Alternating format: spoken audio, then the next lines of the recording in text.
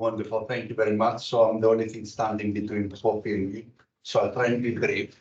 First of all, I shouldn't be presenting this. It should be presented by Chemist McLachlan, who is one of our CRY research fellows, and he did this work together with Dimitri Antonakaki, who was one of our MSc students and is currently a cardiology consultant that has moved back to Greece. So we'll describe prevalence significance of right bundle branch block based on our experience. Now, I won't teach you what right bundle branch block is. We look for this RSR pattern in lead V1, where you've got a dominant R wave. The QRS duration should be at least 120 milliseconds. If it's not, then we can call it partial or incomplete right bundle branch block. And what this is associated usually with a deep S wave in lead V6, and usually that deep S wave is longer than the preceding R wave. And you will see lots of different forms of right bundle branch block, some of them that look slimmer and not that worrying, and some of them that look broader with a lot of T-wave inversion, because you can have T-wave inversion and justify T-wave inversion up to lead V3 in the context of right bundle branch block. And obviously, every time the question comes, do I investigate or do I just consider it a benign ECG sign and leave it well alone? So a bit about the background in terms of what we know about complete right bundle branch block from large general population studies. The prevalence has been quoted anything between 1 and 1.5% roughly, and it has largely been considered as a benign ECG finding that's not associated with pathology, although some studies have demonstrated, particularly in older individuals, that complete right bundle branch block can be associated with pathology. Now, in terms of information for the younger individuals, we don't have that much data. We do have data from athletic individuals that demonstrate that perhaps right bundle branch block is a bit more prevalent. So it's been quoted up to 3% in athletic individuals. And we do have large population studies in younger individuals, and some studies we've done with cardiac risk in the young, but they don't focus on right bundle branch block. So it becomes a bit difficult to decipher exactly what its significance. Now, if we look at the international ECG criteria, which is the gold standard that we use at this point in time to interpret an athlete's ECG, and I have to say we also use it to interpret the ECG of non-athletic young individuals with a few adjustments. And if you haven't read that document, please go and read it if you're going to look at young athletic individuals and interpret their ECG. But essentially, there is the green column, which is the normal findings, the red column, which is the abnormal findings that require further investigation. And then there is the yellow column, which is that borderline findings, where right bundle branch block sits together with atrial enlargement and axis deviation. So you need right bundle branch block plus something else in order to proceed to further investigations, which commonly will be a transthoracic echocardiogram. Now, I have to say that this is based on pretty light data in terms of this is the main study. This is a study by Jonathan Kim and Aaron Baggis. They look at athletic individuals, 510 competitive athletes, and they identified N equals 13 athletes who had a complete right bundle branch block. So that's where we draw our experience for the international ECG criteria. But what they said, because they identified 9% with incomplete or partial right bundle branch block, is that it seems that it's not associated with pathology in that particular cohort, and it seems to be associated with cardiac adaptation to exercise. And as you can see on the figure on the right, the larger the ventricle, the right ventricle became, the more likely you were to get some prolongation of your QRS and progress from incomplete to complete right bundle branch block. The other thing to mention is that that adaptation in the right ventricle was associated with an adaptation on the left ventricle, because part of athletic adaptation exercise and key to it is to look for that symmetry. So that's where the data come from. Now, what Hamish and Dimitra did, they look at the prevalence and prognostic significance of complete right bundle branch block by reporting on clinical outcomes of a nationwide screening program that we ran with cardiac risk in the young.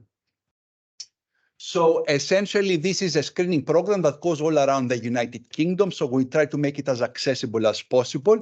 It is for the general population, and we've got within that program also athletes that come for pre-participation screening. And we do it for young people, defined as people between the ages of 14 and 35.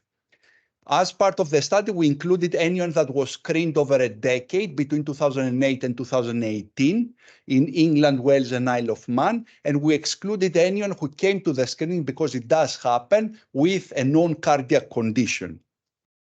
And essentially what the screening involves is a health questionnaire about symptoms and family history, a 12-lead ECG, then a cardiology consultation with one of our fellows. There is the possibility of selective transthoracic echocardiogram during the screening program as required, and then they'll get the result, which will be either an all clear, nothing else is required, or further investigations are necessary. Now, this is a part of a bigger study that we went and looked at more than 100,000 individuals that we screened during those 10 years, and we try and get outcomes in terms of mortality, sudden cardiac arrest, or diagnosis that happen in the following 5 to 10 years from their screening. For this particular cohort, because it was a smaller cohort, we tried to actually contact individually every single one who was identified with right bundle branch block and find out what happened to them. Now, a bit about the methodology. We separated the complete right bundle branch block to isolated and non-isolated. By isolated, we mean no symptoms, no family history, and no abnormal ECG changes. So the red box that you saw in the international ECG criteria. We did, however, include the first-degree AV block as well as Mobitz type 1, looking for potential clues for conductive tissue disease, which are in isolation, they will go to the green box in the international ECG criteria. And the only other thing that we justified is what I said before, the discordant T-wave inversion between V1 up to V3, which can be a normal finding in right bundle branch block.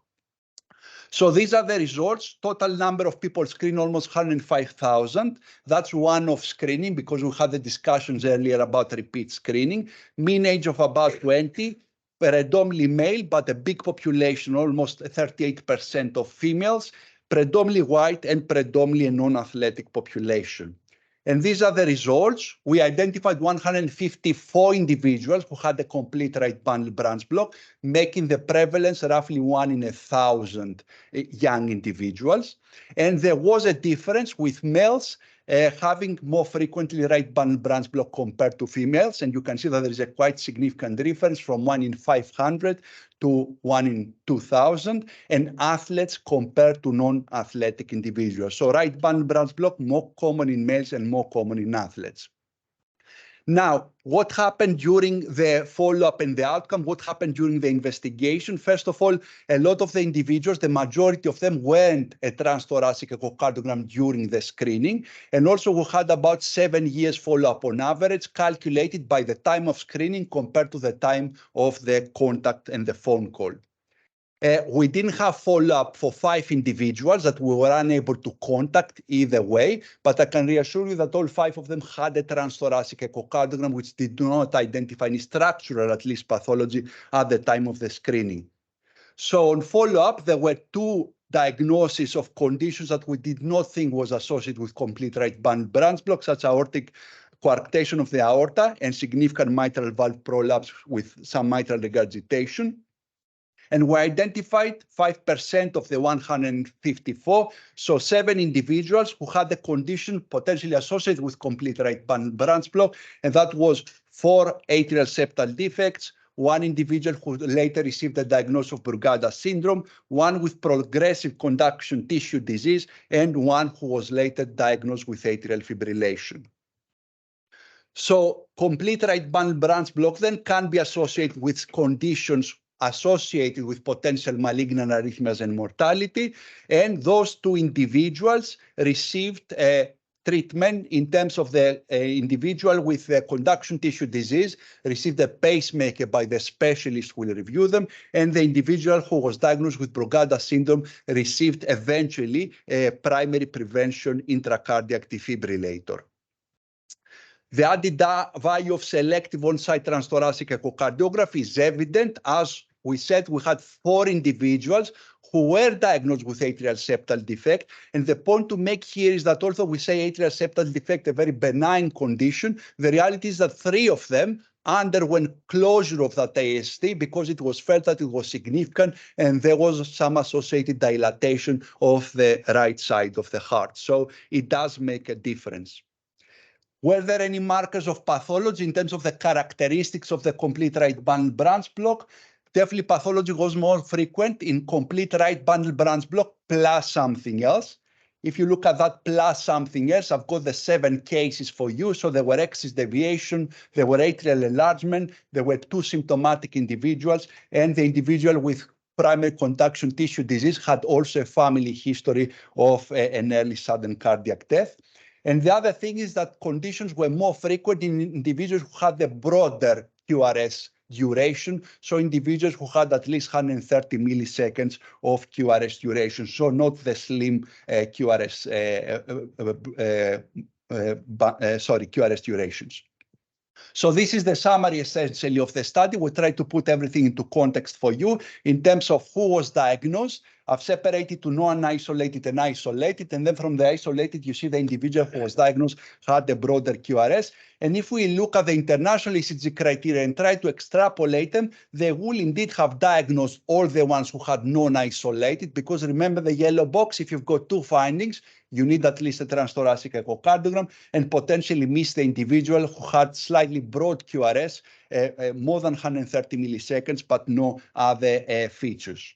So in conclusion, complete right bundle branch block is rare, 1 in 1,000 in young individuals, more frequent in males and athletic individuals, and may be associated with quiescent cardiac disease, potentially associated also with sudden cardiac death.